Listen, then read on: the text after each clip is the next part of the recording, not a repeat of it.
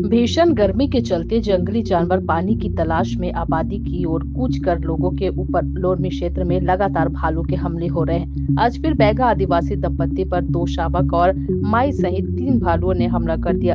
ये पूरा मामला लोरमी वन परिक्षेत्र के जलदा का है, जहां रमेश बैगा अपने दिनचर्या के लिए परिवार सहित पास के जंगल घाबी घाट में बांस कन्हैया लेने गया हुआ था, जहां अचानक 3 भालुओं ने दंपत्ति के ऊपर हमला कर दिया, जिससे रमेश बैगा को गंभीर हालत में एम्बुलेंस के माध्यम से 50 बिस्तर अस्पताल में भर्ती कराया गया, जहां घटना की सूचना मिलते ही एटीआर प्रशासन ने अस्पताल पहुंचकर उनका इलाज करा रहे हैं। वहीं प्रशासन मौके में सहयोग राशि देने की बात कर रहे हैं। वहीं पीड़ित बैगा को डॉक्टर ने खतरा से बाहर होने की बात कही है।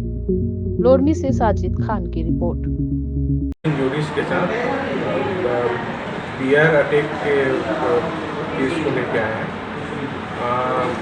कि जिस टाइम पे आए थे उस टाइम पे स्थिति ठीक नहीं थी। बाद में ड्रेसिंग और ट्रीटमेंट के बाद स्थिति में सुधार हो गया है।